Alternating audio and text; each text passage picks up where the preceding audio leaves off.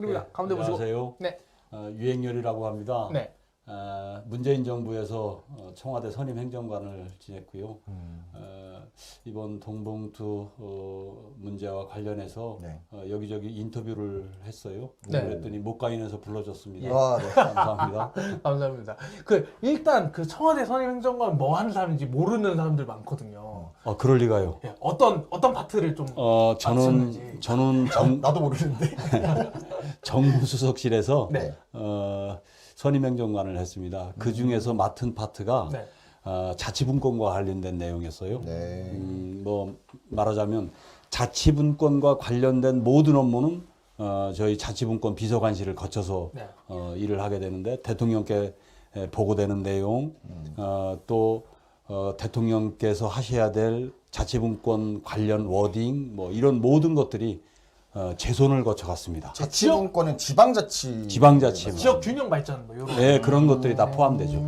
그러니까 뭐 부산에 공항을 짓는 문제라든지 뭐 이런 그렇죠. 예. 지역마다 있는 이슈들 현안을 이렇게 보고 있는데 근데- 특히 이제 네. 말씀. 아니 지역 이슈가 왜 중요하냐면 전당대회라는 게 또 다 지역에서 일어나는 일들이잖아요. 그렇다 보니까 뭔가 조직과 지역 상황 뭐 이런 것들이 중요할 것 같은데 나이대 정신 중요한 뭐 아니, 난 그거 그 자치분권을 담당하셨는데 음. 왜 최근에 전당대회 이슈로 인터뷰 요청이 많이 들어오는 건지 그 어떤 그 연결고리가 뭔지 이렇게 궁금해가지고요. 아니 다른 자치분권과는 아무 관련이 없어요. 없죠? 네, 없어요. 저는 그 없는데 입장에서 없는데 다들 망설이고 또 그동안의 인간관계 때문에 할 말 못하고 이럴 때 맞아요. 제가 할 말을 했어요.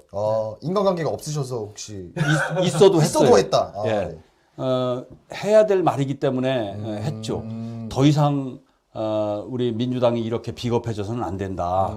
그래서 제가 이제 그 유튜브 제 페북에 네. 제 페북에 정말 부끄럽다. 네. 우리가 이렇게 해서는 안 되는데 정말 부끄럽다.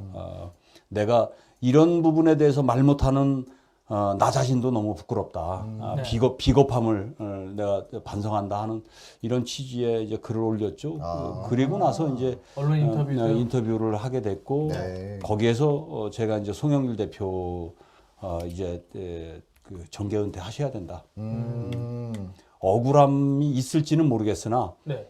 이 상황을 만든 거는 어쨌든 본인이 중심이 된 캠프에서 발생한 문제인데 그렇죠. 나 책임 없다 꼬리 자르기 하면 안 된다.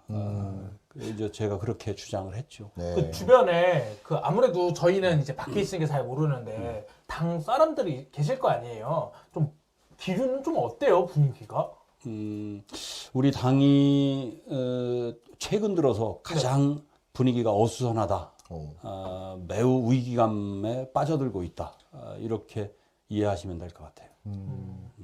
근데 이제 그 보면 그 네. 장경태 최고위원이 이 얘기를 했어요. 국회의원이 300만 원 때문에 당대표 후보 지지를 바꾸거나 가능성이 매우 낮다. 50만 원은 밥값도 안 되는 돈이다. 그리고 뭐 정성호 의원도 실무자들의 차비, 뭐 기름값, 식대 이런 정도 수준이다. 이렇게 옹호 발언을 좀 하다가 뭐 이제 정성호 아니, 의원 그러면 괜찮다는 거야? 밥값도 안 되는 돈이니까 줘도 괜찮다?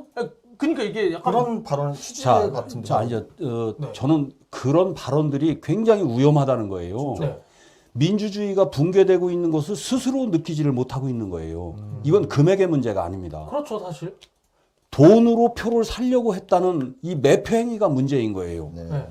다시 말씀드려서 2008년도 한나라당 전당대회 때 박희태 의원이 그때 문제가 됐던 돈이 봉투 3개입니다. 네. 봉투 3개예요. 100만 원짜리 봉투 3개예요. 나머지는 더 했는지 또 아닌지는 알 수가 없어요. 실제로 네. 밝혀진 바가 없다. 밝혀진 거는 봉투 3개입니다. 근데 지금 현재 녹취 파일에서 나오는 게 9,400만 원이에요. 예. 300만 원인데 9,400만 원이면 그럼 어떻게 대답을 할 거예요? 그렇죠. 예? 그리고 국회의원이 300만 원을 받았는지 1,000만 원을 받았는지 이건 우리는 몰라요. 그렇죠. 다만 녹취에 나온 내용상으로 볼 때 이거는 민주주의의 근간을 흔드는 행위이기 때문에 네. 국민들이 금액에 지금 분노하는 게 아니에요. 그렇죠. 민주당이 정말 네. 이거란 말이에요. 그렇죠. 진짜 그랬어. 그랬다면 거기에 대한 응당한 처벌을 받는 게 맞는 겁니다. 거기에 대해서 반성하고 우리가 잘못했습니다. 내가 잘못했습니다. 이렇게 책임지는 자세를 갖지 않고 자꾸 핑계대요. 그렇죠. 남 탓하고. 국민의힘은 저랬는데, 맞아요. 아이 쟤들은 돈 봉투가 아니라 박스떼기 했었는데. 그런데 박스떼기 했으면 봉투는 돌려도 됩니까? 그러니까 우리나라 사람들은 뭔가 잘못이 생기면은 그래 내가 잘못했지가 아니라 야 근데 너도 잘못했잖아. 저 예전에 다 이런 식이야.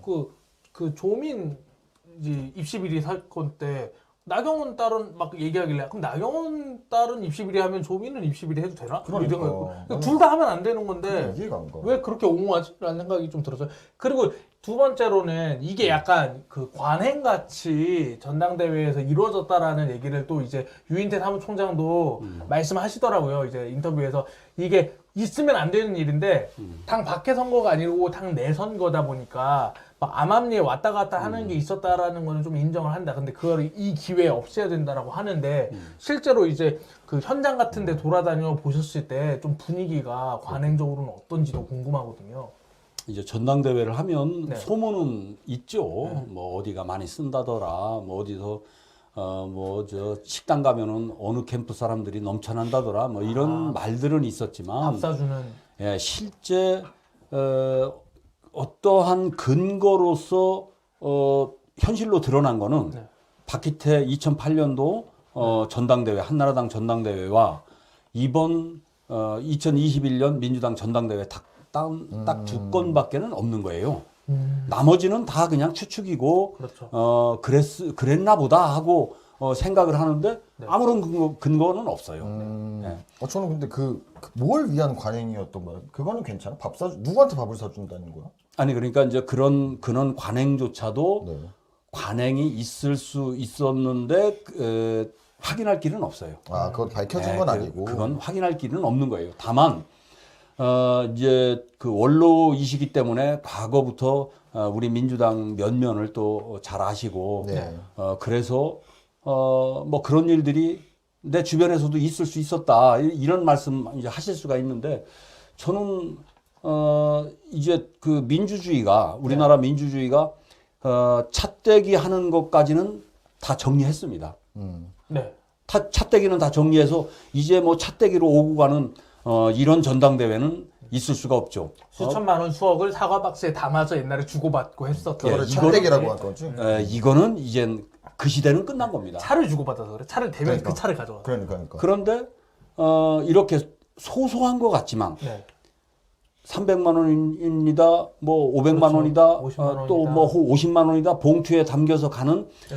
이러한 그 소소하지만 일상의 부패가 아직까지 근절되지 않았다. 아직까지 우리 민주주의가 거기까지 가지 못했다라고 하는 이런 반성 지점이 우리에게 있는 거죠. 그렇죠. 네. 소소하다고 해도 내용물이 돈인 건 똑같잖아. 네. 그리고 소소하지만 확실한 부패. 네. 소확부. 소확부. 네. 그리고 그 과거에 이거는 제가 현직 기자일 때도 그 모 당에서는 모 당은 전당대회 할 때 기자들한테도 봉투를 줬어요. 얼마 받았는데 그래서. 나는 아니지. 나는 아니고. 그래서 돌려주러 가는 선배들을 좀 봤어. 진짜 돌려줘요? 예, 그거를 이제 받으면 안 되니까 기자들 중에 이제 돌려주러 가는 선배들 얘기를 좀 들어서 이런 사례들이 있구나 싶었는데 의원들 간에도 이런 일이 있다라는 게 조금 충격적이었던 것 같아요. 이번에 이제 2021년도 전당대회 결과가 0.59%잖아요. 네. 그때 이제 홍영표 의원이 0.59%로 차이로 졌거든요. 5%포인트 차이로? 진 거예요. 네. 엄청 박빙으로 진 거예요. 이거를 표로 환산을 하면 네. 대의원 그때 당시 투표 결과를 네. 우리가 이제 전당대회 룰이 있단 말이에요. 네. 대의원 40%, 권리당원 45%의 가중치를 두는 네. 여론조사 5%, 일반 당원 10% 이렇게 각각 부여된 가중치가 있어요. 이 비중대로 0.59%를 대의원표로 환산을 하면 32표예요. 진짜 조금이네요. 자, 32표인데 그러면 9천만 원 가지고 10만 원씩 줬다고 생각을 해봐요. 네. 그럼 몇 명한테 줄 수 있어요? 900명이요. 900명. 역시 정대 기자. 제가 역시 경제지 경제 기자입니다. 또. 껌이죠. 예. 자, 그러면 100만 원씩 줬어요. 100만 원씩 주면은 좀 더 확실해질 수도 있잖아. 아, 내 마음을 돌리는데 네. 누굴 찍을까 고민하다가 그래서 90명이에요, 그러면? 네. 그죠? 예. 네, 네. 맞습니다. 경제 기자니까 잘 아시죠. 제가 확언할 수 있습니다. 맞습니다. 맞죠. 90명이 마음을 바꿨다고 쳐봐요. 그러면 이 선거 결과가 바뀐 거예요. 바뀐 거죠. 그렇죠. 완전히 바뀐 거예요. 9천만 원 때문에 당선될 사람이 떨어지고 당선 안 될 사람이 떨어졌다고 생각을 해보세요. 이게 민주주의인가요? 아니 근데 30표 차이면은 엄밀히 말해서 15표만 바꿔도 탈락하는 거 아니야? 그렇죠. 네. 반대표로 던지면? 16표면 그러니까. 당락이 바뀌는 거란 말이에요. 그렇죠. 그런데 여기에서 그깟 50만 원 봉투 하나 때문에 혹은 300만 원 때문에 국회의원들 마음이 바뀌겠느냐 하는 어떻게 이런 말을 우리 민주당 의원 입에서 할 수가 있냔 말이에요. 그렇죠. 나는 그런 지점에서 야 우리 민주당의 젊은 초선 의원의 민주의식이 이거밖에 안 되냐 분노하는 거예요. 네. 예? 이건 있을 수가 없는 겁니다. 그런 사고 자체가 매우 위험한 거예요. 우리 민주당이 이렇게까지 부패했구나. 이 부패에 대한 민주의식이 거기까지밖에 안 되는구나. 사실 그 민주당 분들은 좀 억울해하는 포인트 중에 하나가 왜 우리한테 도덕을 왜 이렇게 언론인들한테 왜 나한테만 그래? 나한테 그렇게 꼼꼼하게 되느냐라고 하는데 제가 항상 하는 말이 있어요. 민주당은 도덕을 파는 당이고 국힘은 그 능력을 파는 당인데 그 민주당이 왜 도덕적이냐고 물어본다고 뭐라고 하면 되겠느냐. 그 말대로 약간 좀 도덕에는 조금 예민하거든요. 사실 국민들이 민주당의 도덕성에 대해서는. 이제 뭐 그렇죠. 그동안 이제 민주당이 이제 도덕성을 더 강조했고 실제 우리가 국민의힘보다는 훨씬 더 도덕적인 집단인 것만은 사실이죠. 그런데 그렇다고 해서 우리의 부패가 용서가 되는 것은 아닙니다. 그렇죠. 예, 소소하더라도 부패한 건 부패한 거기 때문에 빨리 잘못했다고 네. 말씀을 드려야 돼요. 국민들에게 빨리 잘못했습니다 말씀드리고 거기에 대한 응당한 책임을 져야 되는데 네. 그 책임이 저는 첫 번째는 송영길 전 대표가 네. 하루라도 빨리 귀국을 해서 네. 대국민 사과하고 네. 그 자리에서 바로 은퇴 선언을 해야 됩니다. 예, 여기서 정계 은퇴 선언을 해야 돼요. 왜 파리에 가 계시는 거야 도대체? 그 파리에 가 계시는 거에 대해서도 지금 드골공항 가면 단독 할 수 있는 거 아니야? 지금 이제 가서 이제 어제 채널A랑 기자들이 다 했어? 인터뷰를 했는데 벌써? 근데 이제 송영길 대표님이 파리에 가기 일주일 전에 송영길 대표님 주변 분들이 돈 문제에 연루됐다라는 얘기가 정치부 기자들 사이에서 한 번 돌았어요. 아 진짜? 그러고 나서 한 일주일인가 2주 있다가 송영길 대표님이 출국한다 그래가지고 다들 뭐야? 지금 왜 나가? 그러면 도망쳤다고 충분히 이렇게 의심할 만한 상황이었네요. 상황이기는 했죠. 상황이긴 근데 했네요. 상황이긴 했는데 그게 이제 정황이니까 이거를 확실하게 이렇게 못 박을 수 있는 상황은 아니었는데 그런 상황이었고 두 번째로는 그러면 이게 왜 좀 문제가 크게 되느냐가 이제 국민들이 궁금해하는데 이제 사실 언론 보도를 보면 이게 언론 보도가 어려운 게 이정근이 윤관석한테 주고 윤관석이 송영길 사람들에게 뿌렸다. 그래서 이정근 누구 윤관석 누구 도대체 이거 뭐야라고 하는데 심플하게 얘기하면 이재명을 대통령 후보로 만들기 위해서 이재명이랑 친한 송영길을 당대표로 만들기 위해서 송영길 주변 사람들에게 송영길을 찍어달라고 돈을 뿌린 거 아니냐. 결과적으로 의문이 제기하는 거는 이재명을 대통령으로 만들기 위해 돈을 쓴 거 아니냐라는 질문이 제기되고 있거든요. 그런데 그 의원총회에서 정책의원총회가 열렸는데 정책은 얘기하지 않고 뭐 송영길 그 비토 대회가 열렸다고는 해요. 근데 그럼에도 불구하고 이런 이재명 대표 책임론에 대해서는 아직까지는 얘기가 조금 많이 나오고 있지 않아요. 근데 이런 부분에 대한 뭐 주변 분들 반응은 좀 어떠신지도 궁금해요. 그러니까 이제 아직까지 그렇게 몰고 가는 거는 좀 무리하다고 생각을 합니다. 네. 이제 지금까지 드러나신 분, 특히 이제 윤관석, 네. 강내구, 네. 또 이정근 씨, 네. 뭐 이정만 의원 네. 다 사실은 송영길 의원이랑 아주 가까우신 분들이에요. 현재까지는. 네. 현재까지는. 그런데 뭐 찌라시로 돌고 있는 여러 가지 명단이 있는데 네. 거기에서 찌라시로 돌고 있는 이 명단의 근거가 아직까지는 명확치가 않지 않습니까? 그렇죠. 윤관석 의원과는 뭐 직접 통화하는 아주 구체적인 아주 적나라한 통화 내용들이 있고 네. 강래구 씨와도 이정근 씨가 그건 다 통화하는 나온 다 이미 나온 목소리가- 거기 때문에 나온 내용만 가지고 네. 저는 말씀드리고 싶은 거고 네. 나머지는 이게 녹취 파일이 3만 개라고 하니 네. 어디까지 갈지 누구도 알 수가 없죠. 알 수 없죠. 예, 그 내용에 나머지 아직까지도 까보지 않은 이 파일이 뭐가 들어있는지 누구도 장담을 할 수가 없기 때문에 네. 말을 함부로 할 수가 없는 상황이에요. 다만 저는 민주당을 위해서 네. 지금 이 상황에서 선제적 조치를 하지 않으면 나머지 그 3만 개 파일 중에서 어떻게 뒤통수를 맞을런지 알 수가 없다. 그러니 선제 조치하라는 거예요. 맞습니다. 3만 개를 다 들어봤을 때 뭐 물론 결국 다 나오지 않을까요? 뭐 나오겠지. 그러니까 다 나올 것 같은데 나올 텐데 그러니까 저 생각도 내가 만약에 잘못 저질렀다면은 알 거 아니야. 아 미안합니다 하면서 내가 먼저 사과하는 게 그런- 맞지 않을까? 제가 지금 말씀드리는 게 그거예요. 선제적 조치라고 하는 것이 그래서 전 당대표로서 책임지고 정계은퇴 선언하시고 그 다음에 준 사람과 받은 사람은 알잖아요. 알죠. 네.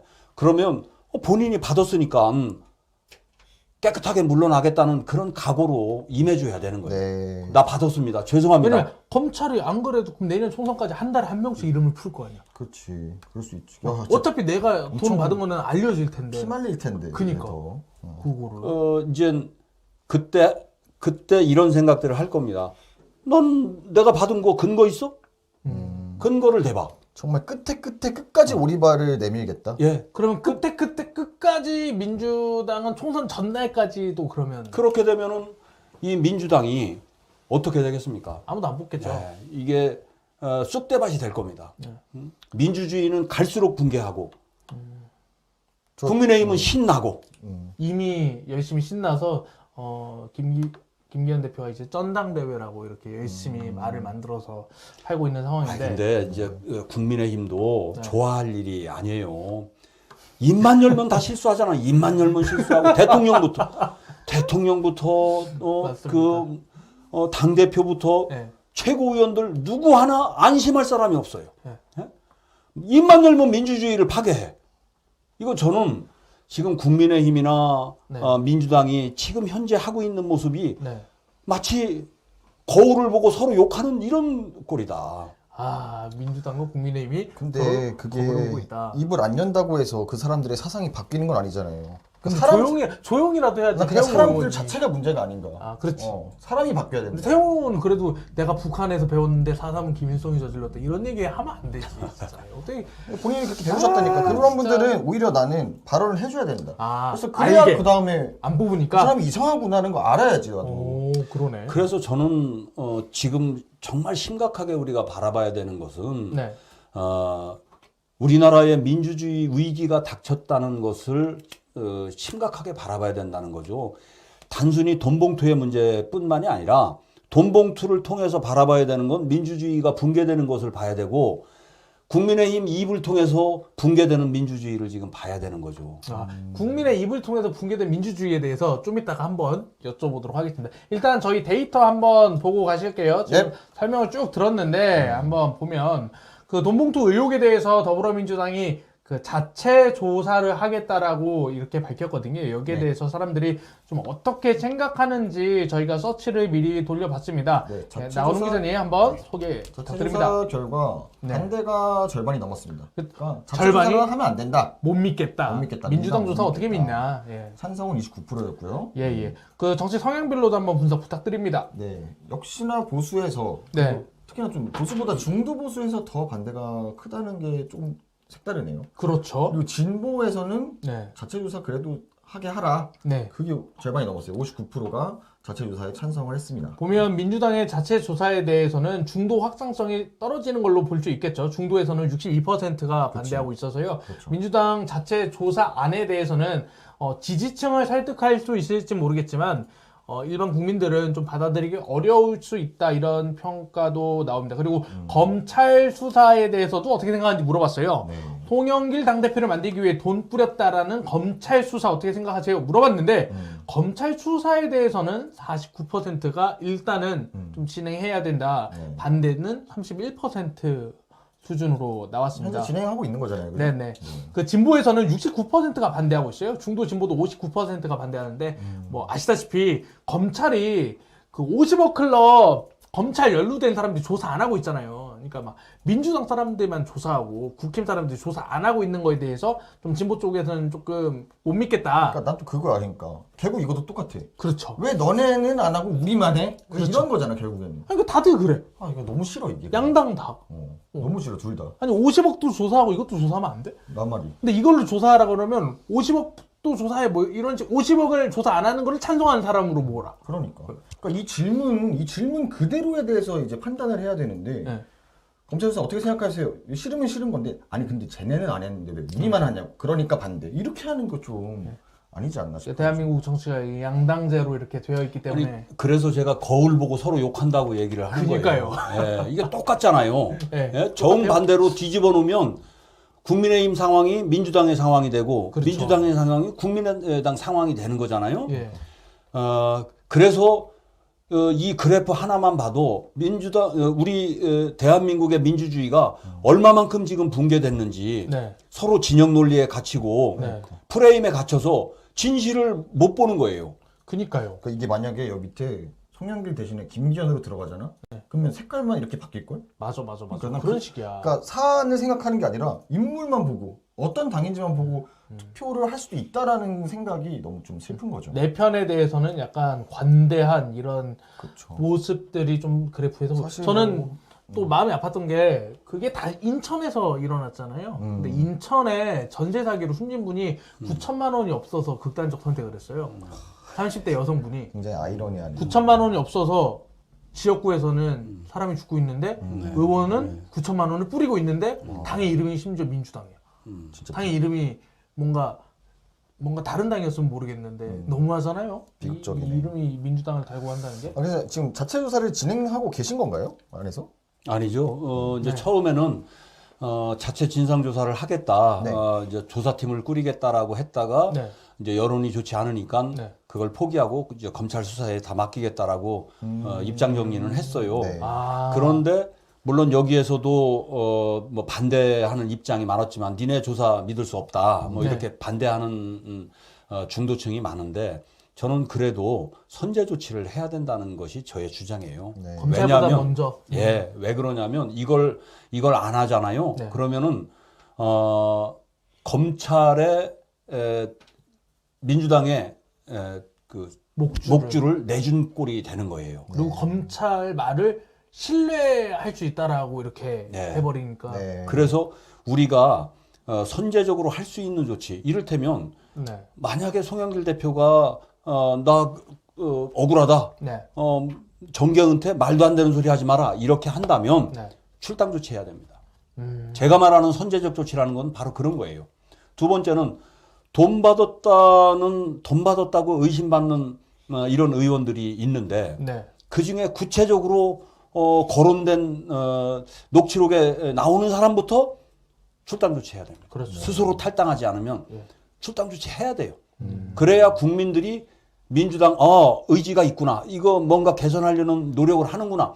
이렇게 믿어줘야 그래야 함부로 검찰에서 민주당을 자기들 갖고 놀고 싶은 대로 갖고 노는 이런 식으로 가지를 못한다는 거예요. 제가 이제 녹취록은 이제 방송될 때 블러드에서 나오잖아요. 근데 블러가 안 된 버전을 들어봤는데 듣고 나서 아니 이 의원님도 돈을 받았어 생각하는데 다음 날에 그 후원회에서 후원하라고 원래 이제 기자들 건 다 있으니까 문자가 오길래 와 진짜 너무 태평하다.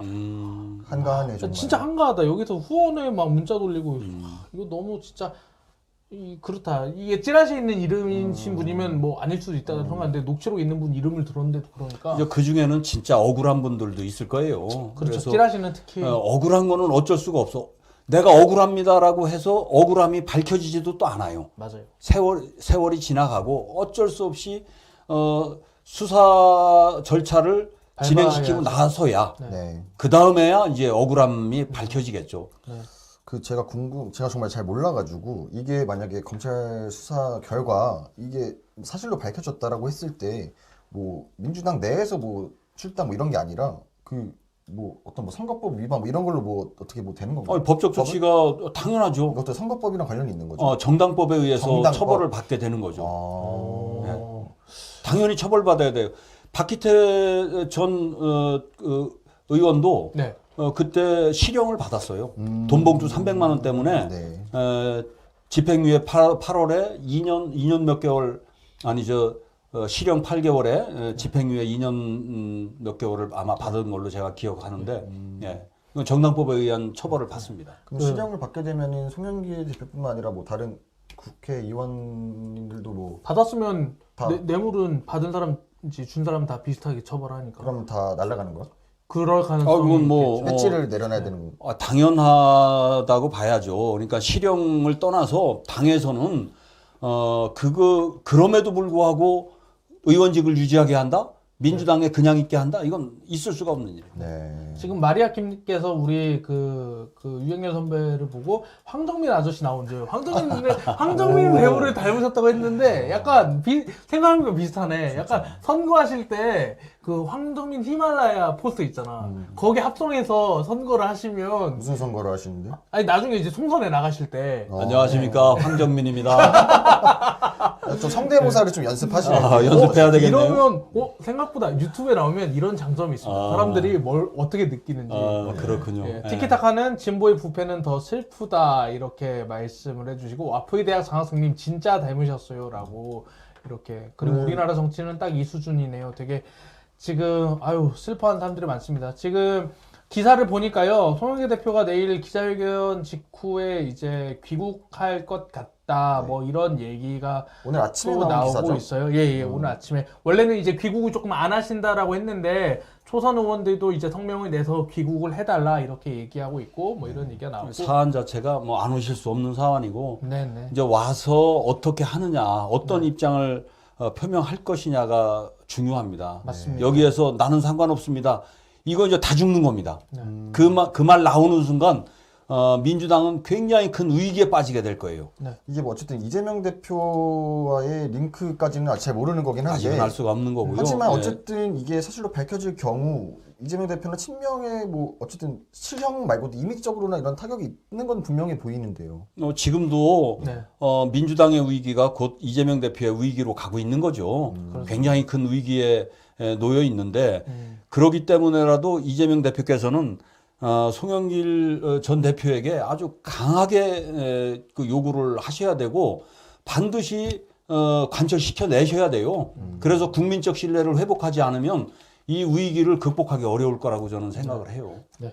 그리고 마지막으로 이제 정리를 해보면, 송영길 대표 관련해서는 본인은 아니지만, 주변 사람들이 본인의 선거를 위해 돈을 받았다는 게 조금 확실해지고 있는 상황에서 탈당이라든지 출당이라든지 민주당이 좀 선제적 조치가 필요하다 이런 평가를 또 해주셨고요. 또 민주당원으로서는 그 민주주의가 붕괴되고 있는 상황에 대해서 민주당이 조금 먼저 사과해야 되고 이런 부분은 좀 고쳐야 된다라는 말씀을 강하게 해주셨 상황으로 보입니다. 정리를 참 잘해요. 역시 관훈 대상의 기자. 예. 정치부 기자이기 때문에 맞습니다. 아주 뭐 노련하게 잘 정리하십니다. 네. 바로바로 워딩이 나와. 이렇게. 여기는 이제 지면 기자지만 이 말 기자는 워딩보다는 이 말이 나옵니다. 다르다 진짜. 이 방송 기자 원래 이렇게 하는 겁니다. 이렇게 하는 거예요. 네. 예. 그리고 이제 다음 이슈로 넘어가야 할 것 같은데요. 다음 이슈도 원래는 다음 이슈 안 여쭤보려고 그랬는데 다음 이슈가 국가와 민족에 관련이 있는 거라 보자. 조금 계시면서 이것도 한번 제 코너 이제 다 끝났어요? 예, 근데 아니에요. 좀 더 계실 수 안 끝났어요. 있으니까요. 뭘 안 끝났어. 안 끝나셨어. 그래서 다음 이슈 또 어차피 그 관련된 얘기라서 예, 한번 얘기를 나눠보겠습니다. 아니 다름이 아니라 지금 이제 윤석열 대통령이 지금 러시아에 사실상 선전포고를 하는 거 아니냐. 물론 군사적 지원 고려지만 뭐 우크라이나에 무기를 주는 거에 대해서 굉장히 말이 많아요. 여기에 대해서 이제 러시아에서는 무기 공급을 시작한다는 건 우크라이나 전쟁에 개입한다는 것을 의미한다라고 했고요. 드미트리 메드베데프라고 하면 러시아의 대통령이었던 적도 있고요. 네. 푸틴의 이제 꼭두각시로 불려요. 그렇죠. 푸틴 친구인데 푸틴 좋게 말하면 친구가 오른팔. 예. 네. 푸틴 친구가 우리의 적을 돕고 싶어하는 새로운 열성 팬들이 생겼다. 두 번째, 러시아의 최신 무기가 북한 손에 쥐어지는 것을 보면 그 나라 사람들이 뭐라고 말할지 궁금하다라고. 어허. 아예 북한을 지원하겠다. 이렇게까지 나오고 있어요. 이렇게 또 협박을 하시네. 네네. 그러니까 전쟁 중인 우크라이나에 무기를 지원하겠다. 뭐 이런 식의 얘기를 윤석열 대통령이 했는데 여기에 대해서 이제 개인적인 취재담이 있는데 네. 아까 말씀드렸지만 제가 국방부 공무원들이랑 밥을 먹는데 이 얘기를 하더라고요. 국가안보실에서 국방부에 그 문자를 보냈어요. 단체 메시지. 그 메시지창 보니까 하는 말이 그 VIP께서 저희가 상의하지 않고 원고에 없던 말을 로이터에 했다. 그래서 좀 대응을 부탁드린다라고 하더라고요. 그래서 국방부 대변인도 그 이후에 그래서 우리랑 상의된 적 없다라고 발표하고 국가안보실은 대응을 안 하고 있어요. 근데 메시지를 보니까 국가안보실도 이 얘기를 모르고 있었어. 그래서 어떻게 정리해 보면 대통령이 국가안보실도 모르고 국방부도 모르게 한국 언론도 아닌 로이터 통신에 가서 그 러시아를 상대로 적대 행위를 할 가능성을 이렇게 언급한 건데. 네네네. 근데 이거를 그냥 아니 그러니까 네. 준비된 메시지가 아니었다는 거예요? 네. 그렇죠. 그냥 네. 생각나는 대로. 네. 그래서 어쨌든 이거를 이런 거죠. 종합해 보면 네. 개인 발언이었다. 그렇죠. 개인 발언이었다 이렇게 한 거죠. 그러니까 이제 먼저 준비된 전략이고 이거를 후속 조치는 뭐다라는 게 지금 안 나오고 있잖아요. 국방부나 이런 데서도 그냥 인터뷰를 다시 읽어봐라. 원론적 발언이다라고 하지. 그렇기 때문에 우리가 뭘 하겠습니다. 반응이 안 나오는데. 패닉에 빠질만 하죠. 네. 네. 근데 국민들 입장에서는 그냥 솔직히 말해서 어디 작은 나라랑 싸우겠다는 것도 아니고 느닷없이 너무 크잖아요. 러시아는. 그쵸. 러시아랑 갑자기 적대 행위를 하게. 특히나 또 동아시아 정세에 충분히 영향을 끼치고 있는 나라 중 하나죠. 그래서 원래는 그래서 그 민주당 이슈만 물어보려고 하셨는데 원래 청와대에 계셨으니까 이 청와대에서 이런 일들이 원래 결정되는 프로세스가 궁금하거든요. 오. 대통령한테 가기 위해서는 메시지랑 이런 것들이 그래도 조율을 하고 가지 않을까 싶어서. 아니 어느 나라 대통령이 참모들과 조율되지 않은 메시지가 나갑니까? 더군다나 이렇게 어마어마한 국가 간의 전쟁으로 이어질 수도 있는 이런 발언을 네. 자기 생각대로 하는 사람이 세상 천지에 그런 대통령이 어디 있어요? 이거는 진보 보수 정권의 문제가 아닌 거예요. 네. 아니 세상에 그런 가벼운 입으로 그 말 한마디 때문에 전쟁으로 이어진다면 이거 누가 책임질 거냐고요. 네. 더군다나 이런 메시지는 아주 철저하게 검증하고 다 계산하고 다 고려할 거 다 고려하고 충분히 그런 이후에야 나갈 수 있는 메시지예요. 그렇죠. 예. 이건 러시아에서 당연히 발끈하지 가만히 있겠습니까? 러시아에서 발끈하니까 대통령실 한 말이 인터뷰를 잘 읽어보길 바란다. 네. 그리고 러시아에 달려 있다. 빨리 뭐 이런 이런 비비고 얘기가 다시 한번 읽어봐. 좀 뭐 다른 게 있겠지. 아니 봐봐. 이렇게 써 있어. 윤석열 대통령이 한 말이에요. 민간인에 대한 대규모 공격, 국제사회가 도저히 묵과할 수 없는 대량 학살, 전쟁법을 중대하게 위반하는 사항이 발생할 때 인도적, 재정적 지원만 고집하긴 어려울 수 있다. 그런 것도 아니까 혹시 그러면 영혼의 지원을 이제 근데 인도적인 지원 아니고 재정적 지원 아니고 그럼 뭐가 있냐? 마음의 지원. 라고 응원을 해서 한다. 그럼 군사적 지원이라고 했는데 그럼 국가안보실에서 군사적 지원이 절대 아닙니다라고 하는 것도 아니고 네. 대통령실에서 한 해명은 답변에 있는 그대로 이해해달라. 네. 정확히 읽어볼 것을 권한다. 그러니까 아니라고도 안 하는 그러니까 거예요. 그 답변인 그대로가 뭐냐고. 그러면 알려주면 내가 이해해줘. 근데 그거를 대통령실이 모른다라는 사실을 국방부에 얘기한 거죠. 그러면 저는 딱 해법이 있어요. 뭔가요? 그래서 아니, 군사적 지원이란 워딩 자체는 안 나온 거잖아요. 안 나온 거지. 그러니까 여기서 이제 다음 날에 네. 윤석열 대통령이 대국민해서 우크라이나 국기력이 메고 마음의 응원을 마음의 응원. 인도적 재정적 지원이 아니라 내가 마음의 마음의 응원을 응원을 보낸다는 거였다. 아. 이렇게 좀 말씀하시면은 아, 눈처럼 사그라들지 않을까. 그렇지. 네. 근데 이 발언만 한 게 아니고 대만과 관련된 대만 해협의 네네. 이제 위협에 대해서도 예, 또 예. 발언을 했단 말이죠. 네네. 이거 또 대만을 적대 국가로 돌리는 이런 일을 서슴지 않고 또 그런 발언을 하셨는데 네. 이게 이제 미국 중심의 이제 새로운 냉전 질서들이 좀 만들어지잖아요. 미국이냐 중국이냐 러시아냐 편들어라. 그러니까 이게 딱 판을 짜고 있는데 미국이 네. 경제적으로나 군사적으로나 일본과 한국을 중심으로 이 동아시아 질서를 만들어내려니 네. 그러니 한국이 절대적으로 필요하고 네. 우리는 교역량이라든가 이런 걸 미국보다도 훨씬 더 많은 데가 중국이란 말이에요. 네. 이건 이 중국과 이렇게 섣부르게 뭐 냉전 관계로 가게 되면 네. 우리는 굉장히 어려워져요. 그 중국의 그 수많은 반도체 공장들 우리가 네. 전원 삼성 반도체 공장 이거 다 어떻게 할 거냐고요. 네. 예? 거기서 생산되는 물건 다 어떻게 할 거냐고. 이렇게 몰고 가면. 그래서 대통령의 발언이 이렇게 가벼워서는 안 되는 거예요. 자기 발언 속에 중국에서 생산되는 삼성 반도체의 운명이 달렸다는 걸 생각하면 이렇게 말할 수가 있냐고요. 할 수가 없는 거예요. 안 그래도 네. 이제 나고름 기자님 아까 그거 정리해 주시지 않았어요? 러시아에 있는 기업들이 네. 조금 현재 조금 당황하고 있다. 특히 이제 그렇죠. 러시아에 수출을 많이 하는 품목들이 있거든요. 개인적으로 많이 아는 거는 바로 파이도 도시락과 네. 그 꽃게랑 사실 제가 물어보니까 네. 팔도랑 빙그레는 우린 자신 있다 그래도. 아, 우린 자신 있다. 우리는 러시아가 아무리 나는- 국가에서 꽃게랑을 계속 먹게 할 자신이 있다. 그러니까 러시아인들이 옛날에 한국을 욕하면서 초코파이 많이 가지 않았나요? 네. 오리온도 초코파이도. 그렇죠. 오리온도 자신 있다.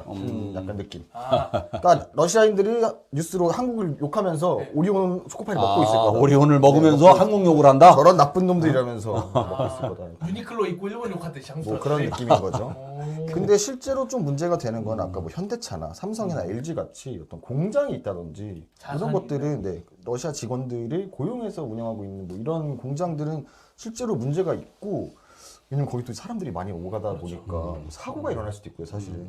그래서 아무튼 현대차 같은 경우는 시장 철수를 논의하고 있는 상황이라고 하네요. 네. 저희가 안 그래도 그 안미경중이라는 말 있잖아요. 안미경중, 네, 무슨 뜻인지 아세요? 정치 칼럼에 많이 나와. 안미경중, 안미경중 안보는 미국, 안보는 미국, 경제는 중국. 경제는 중국. 오, 너 이게 맞췄어. 칼럼에 많이 나오거든요. 아. 근데 이제 보수지에서는 안미경중을 벗어날 때가 됐다. 안미경미로 가야 한다라는 칼럼이 안미경미로 가야 된다. 이제 중앙일보에는 최근에 나왔고 반대도 있어요. 그 전략적 모호성을 유지해서 중국과 미국 사이에 계속 줄타기를 하면서 몸값을 높여야 된다라는 주장도 이제 뭐 경향신문 같은데 조금 진보적인 매체가 많이 나오는데 좀 국가적으로 봤을 때 좀 이런 파트는 어떻게 생각하시는지도 궁금하거든요. 네. 그래서 이제 뭐 저는 이 부분에 대해서 네. 아닙니다. 네, 계속 말씀해 주시면 됩니다. 네. 아, 자꾸 저는 너무 뭐- 황정민 닮으셔가지고 약간 이입이 안 되죠. 네, 죄송합니다. 네. 이제 뭐 이런 내용에 대해서는 제가 전문가가 아니라서 잘 모르겠습니다만은 이제 미국이 절대 한국을 위해서 희생해주는 나라가 아닙니다. 네. 미국도 철저한 자국 이익을 위해서 움직이는 나라거든요. 자본주의 나라입니다. 미국. 네, 이 미국에서 지금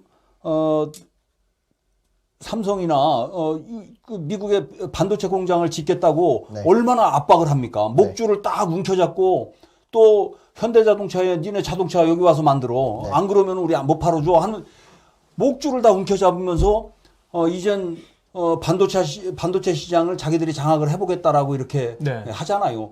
우리의 이익을 중심에 놓고 생각하지 않습니다. 절대적으로 미국은 미국 중심의 사고를 하는 거고. 네. 그런데 왜 이렇게 무기력하게 딸려 들어가고 있는지 모르겠다는 거예요. 얼마 전에 한일 정상회담을 하고 왔는데 네. 한일 정상회담도 다 퍼주기 했는데 이게 결국은 전문가들이 볼 때는 미국 중심의 질서 속에 편입되는 것으로 자발적으로 거기에 들어가는 것으로 이렇게 보는 거잖아요. 그렇고 있죠. 네, 한국, 독점 이슈도 있었고. 한국, 미국, 일본이 이렇게 그냥 한 편 먹고 가는 거 아니냐 이렇게. 그러니까 많이 보고 그 질서 속에 이제 우리도 같이 껴주세요. 네. 이렇게 이제 하는 거란 말이죠. 그러나 이제는 우리 대한민국이 그렇게 그것만 가지고는 대한민국의 경제를 지켜낼 수가 없어요. 아. 그러니까 저는 아주 슬기롭게 네. 미국도 중요하지만 네. 중국은 더 중요해졌다. 네. 이건 현실이다. 네. 교역량만 봐도 알 수 있는 거잖아요. 네. 그래서 러시아든 중국이든 이것을 쉽게 적대국으로 돌릴 수가 없는 게 우리나라 처지임에도 불구하고 너무 쉽게 지금 미국에 굴복하는 것 아니냐. 매우 사실 이제 위험한 상황 같다. 양쪽에서 냉전 네. 고착되고 어떤 이렇게 패권주의가 심화될수록 우리는 아쉬운 게 잠깐 우리가 아닐 수도 있다라는 생각이 들거든요. 이게 그들에게 얻어먹을 거에 대해 충분히 있다고 생각하는데. 맞아. 캐스팅 보트가 좋은 게 안철수 대표가 국민의당에 있을 때 몸값이 높았지 민주당에 있을 때는 민주당에서 버려지고 국민의힘에 있으면 국민의힘에서 버려지거든. 가운데서 그렇게 연결이 되는군요. 가운데 이렇게 캐스팅 보트로 있어야 어떻습니까? 주주총회 할 때도 그렇지 않습니까? 안철수 전략을 써야겠네요. 안철수 안철수 전략을. 나라가 조금 모양이 조금 슬프죠. 안철수 전략. 어쩔 수 없네요. 아니 그래도 우리나라가 그렇게 해도 이제 버틸 수 있을 정도의 경제력을 갖고 있어요. 군사력도 그만큼 네. 갖게 됐고 경제 대국이잖아요. 이제 10위권에 들어가는 경제 대국이 됐는데 목소리 낸다고 해서 미국에서 우리를 어떻게 할 거예요? 네. 못합니다. 그렇죠. 네. 이젠 함부로 할 수도 없어요. 반도체 끊어야 돼. 반도체 목줄을 쥐고 새끼들 말 안 들으면 반도체 안 우리도 안 준다고 해야 돼. 배짱 있게. 네, 배짱 있게. 그렇게 해서 몸값을 높이는 전략이 조금 필요할 수 있다. 이렇게 쉽지는 않습니다만. 쉽진 않은데 그렇습니다. 일단 해야죠. 예. 예, 오늘 이슈는 되게 여기까지 잘 본 것 같아요. 근데 이제 궁금한 게 오늘 이슈는 아닌데 그래도 청와대에서 오신 분이 그러게. 언제 우리 유튜브에 청와대에서 말이에요. 오신 분이 있겠습니까? 그러니까. 여쭤보고 싶은 게 예. 혹시 NSC 하는 벙커 같은 데는 가보셨어요? 혹시 안보 파트는 아니시니까? 가봤죠. 그래 저 궁금한 게 그 도청 당했다고 하잖아요, 용산이. 예, 예. 그 NSC 하는 그 청와대 벙커는 좀 상황이 어때요? 들어가는 입구부터 아주 뭐 철통 방어죠. 아, 벽체도 뭐 엄청나게 두껍고 예. 철문의 두께가 네. 보고 깜짝 놀랄 정도로 그게 겹겹이 있어요. 겹겹이. 계속 그러니까 여러 차례. 예, 거기에서 중요한 회의를 하는 것이 바로 이제 그런 이유들이죠. 누구도 들어서는 안 되잖아요. 네. 국가의 핵심 기밀에 대한 회의를 하는데 네. 이걸 누군가가 듣고 있다고 생각을 해보세요. 미국이 듣든 일본이 듣든 다 들어. 이게 국가입니까? 그렇죠. 말도 안 되는 거예요. 근데 항의도 못 해. 그렇다고 너 왜 들어와? 네. 왜 도청했어라고 또 항의도 못 하고. 네. 이런 어처구니 없는 상황이 어디 나 있습니까? 궁금한 게 도청 근데 어떻게 했대 미국은? 몰라. 근데 벽을 뚫고 근데, 하지 않았을 거 근데 아니야? 벽의 떨림으로도 들을 수 있대 미국은. 진짜? 이제 미국이 가지고 있는 최첨단 장비 중에 네. 우리가 대화를 나누면 이 벽에서 발생하는 음파를 가지고 무슨 소리를 하는지를 다 안다는 거 아니에요. 와 무섭다. 그래서 바로 그 용산 대통령 그 사무실 옆에 네. 이제 군사 시설이 미군 시설이 있으니까 네. 그래서 위험하다고 도청 당할 수 있다라고 그렇게 경고한 전문가들도 많이 있었죠. 도청 접근성이 아주 좋은 입지에 그러니까 간 초반에 거죠. 이제 네. 청와대에서 용산으로 옮길 때 옮기는 거야 뭐 정치적 판단이니까 뭐 옮기고 싶으면 옮기는 건데 안보적인 이유에 있어서는 조금 준비하고 가야 되지 않냐, 벙커나 이런 거 만들고 가야 되지 않냐라는 지적이 있었는데 안 그래도 이제 북한이 드론 한번 왔다 가고 도청까지 하니까 지금 대통령실이 좀 위험한 거 아니냐 얘기가 나오길래 무슨 맛집도 아니고. 저 청와대 가본 적이 없어서 네. 계셨다 오신 분 있다고 하니까 혹시 거기는 어떻게 생겼나 물어봤습니다. 너무 저 가본 적이 없으니까 여쭤볼 게 없어. 네. 가본 적이 뭐 있어야 뭘 건덕지가 있어서 여쭤봐야 되는 거지. 이제 끝날 때가 됐군요. 네. 네, 그래서 여쭤봤고요. 한번 마무리로 이제 우리 나와 주셨는데 마무리로 이제 나가시기 전에 그래도 출마를 하실 예정이라고 하시니까 지역구와 이제 본인 PR을 또 할 수 있는 시간이 지역구까지는 좀 아니고 좋지 어떤 않겠습니까? 저는 그런 게 궁금해요. 뭐 지역구나 뭐 이런 것보다는 어떤 비전? 정치 철학과 비전이 어떤 것을 갖고 계신지 정말 정치인으로서 한 명. 저는 제가 진짜 이것만큼 우리는 반드시 해야 되겠다는 진짜 생각이 그런 거. 언젠가부터 우리나라 정치에 혐오와 저주가 난무합니다. 말만 꺼내면 다 혐오예요. 네.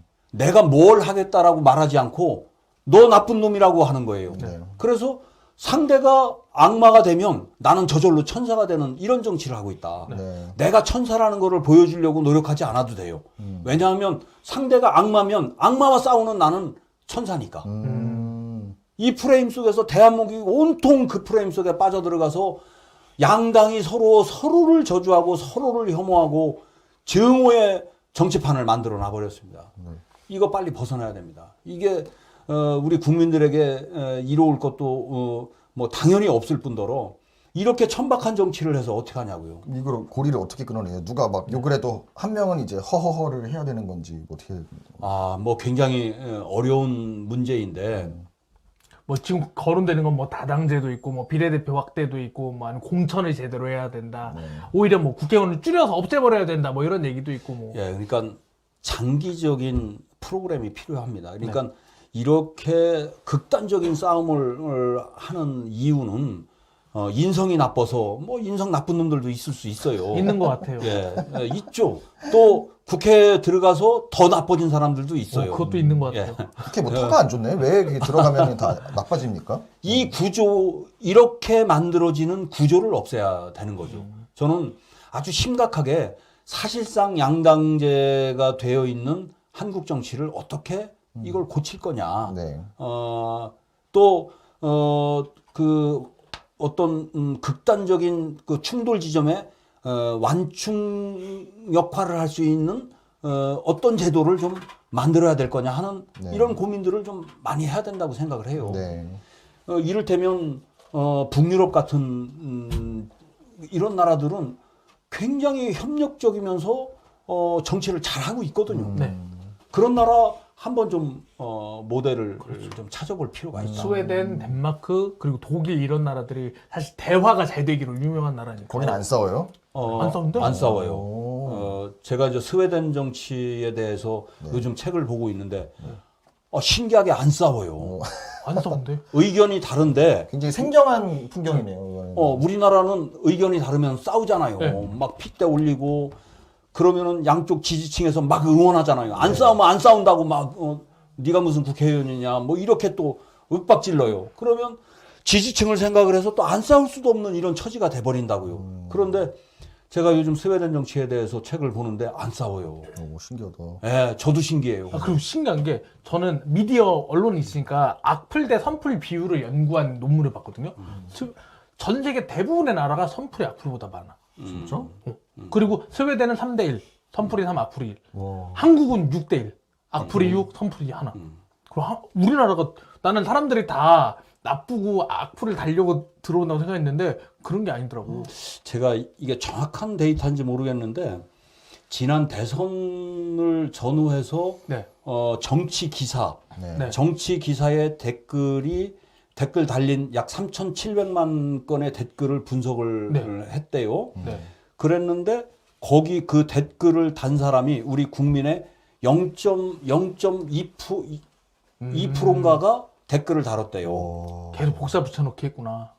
그런 것도 있고 진짜 그러니까 다른 사람만 계속 다른 거지. 맞아. 이 얘기는 아주 극소수가 대한민국의 0.2%가 여론을 그렇게 몰고 가는 자극적으로. 겁니다. 대의원보다 훨씬 세다. 그러니까 대의원보다 대의원은 뭐 60%밖에 안 된다며. 대단하네. 이런 굉장히 많은 사람들이 참여하는 것 같지만 아주 극소수의 일부가 참여를 해서 네. 그렇게 혐오의 장으로 만드는 겁니다. 사실 저도 댓글 달아본 적이 없어요. 우리는 댓글 댓글 보고 달고 울기만 했지. 우린 욕이나 먹지. 메일로 맨날 뭐 죽이겠다, 뭐 살리겠다, 뭐 전화 온 적도 있어요. 그래서 대한민국의 정치가 지금은 마치 여야에서 주고받는 그 언어로만 보면 사실상 이거는 전쟁의 언어예요. 아, 맞아. 그래서 그 언론 책에 정치 기사를 쓸 때 전쟁터 비유를 쓰지 말아주세요라는 것도 있었어. 그러니까 뭐 여야, 뭐 격돌, 뭐 이런 표현들 있잖아요. 뭐 자객공천 이런 말 쓰지 말라고 했는데 그러니까 일상이 된 거예요. 혐오와 저주가 일상이 되고 사실상 말로만 보면 대한민국은 내전 상태입니다. 내전 상태에 빠져 있는 거예요. 맞아. 예, 이렇게 해서 더 좋은 국가로 발전할 수가 있겠습니까? 이 상태에서 국민들이 행복할 수가 없는 거예요. 이거를 진짜 어떻게 풀어내냐. 좀. 지금 티키타카님이 네. 옛말에 미국 믿지 말고 소련에 속지 말란 말이 있었다. 외교란 믿는 척, 속는 척, 신뢰를 챙겨야 하는데, 그러니까요. 지금 우리 리밋 소속. 네, 지금 가시는데 미국에서 실리 좀 챙겨 오셨으면 좋겠고요. 오늘 일단 그럼 이 정도에서 마무리를 하고 다음번에 유행열 행정관님의 전공은 바로 지방 분권입니다. 사실 오늘 이 얘기를 했지만 다음번에 이 지방 분권 좀 어떻게 해결해야 되는지 우리나라 너무 수도권 집중돼 있잖아요. 맞아. 요 이슈 안 그래도 청년 중에 이동학 최고위원님도 그 얘기 했었거든요. 맞아. 요 얘기를 할 때 한 번 더 좀 모셔서 전공 얘기를 또 들어봐야 이 이야기가 또 될 수 있고 행복하니까. 오늘 또 그때 출연도 하시고 네. 1년에서 네. 직관도 하셨는데 좀 간단히 소감 한 말씀 해주시죠. 예. 다 얘기한 것 같은데. 다 얘기했어요? 하여튼 그래서 저는 이제 한국 정치가 이 혐오와 저주의 판을 끝내야 된다. 거기에 제가 네, 역할을. 모든 역할을 다 하겠다. 네. 사실 궁금한 건 그게 아니고 목가인 어떠셨는지 오늘 좀 재밌으셨는지. 제가 지금까지 나간 방송은 네. 이제 어디 뭐 정규 방송에 네. 녹화되는 네. 그 스튜디오에 나가서 큰 카메라, ENG 카메라 아. 앞에서 제가 어제도 우리 네. 지역에 네. 케이블 방송에 네, 네. 인터뷰 30분짜리 인터뷰를 하고 왔거든요. 네. 근데 굉장히 소프트하고 네. 또 이 분위기도 아주 뭐 경쾌하기 짝이 없고 네. 저희는 그 작게. 경쾌하게 짝이 없어. 나도 경쾌해지고 싶고 아, 네네. 그래서 친해지고 싶으니까 네, 저도 좀 가끔 불러주세요. MG 하게 이렇게 또 나와야 또 좋지 않습니까? 우리 MG 맞지? 네, 맞지. 우리 MG 맞아. 네, 저도 그 JTBC 있을 때 아주 거대한 ENG 앞에서 쪼그라들었는데 이렇게 소박하게 하니까 얼마나 좋습니까? 맞습니다. 예, 다음번에 한 번 더 초대하도록 하겠습니다. 오늘 나와주셔서 너무 감사합니다. 예, 감사합니다. 목가인 감사합니다. 인터뷰에서 인사드리시죠. 마무리하고 다음번에 다시 뵙도록 하겠습니다. 지금 마무리하면 우리 시그널 나가야 되는데 시그널 나갈 시간이 있나? 원래 나가야 되는데 짠짠짠 오늘 고생하셨고요. 와플 대학 장학생님 혐오의 판 끝내야 합니다. 티키타카님 말하지 말고 수화를 해라. 뭐 이런 얘기도 나오고 있습니다. 예. 네. 여기까지 마무리하고 다음번에 다시 인사드리면서 다음 주에는 저희가 화요일 날 낮에 라이브를 하려고 해요. 화요일 낮에 처음으로 시도해 보는데 아침에 여러 시간대를 좀 테스트해서 여러분들이 최대한 많이 보는 시간 찾으려고 합니다. 그리고 목가인 아시다시피 쇼츠로 퍼블리싱 되니까 쇼츠 많이 봐주시면 감사합니다. 고생하셨습니다. 네, 다음 주에 봬요. 감사합니다. 아유, 고생 많으셨습니다. 아유. 네,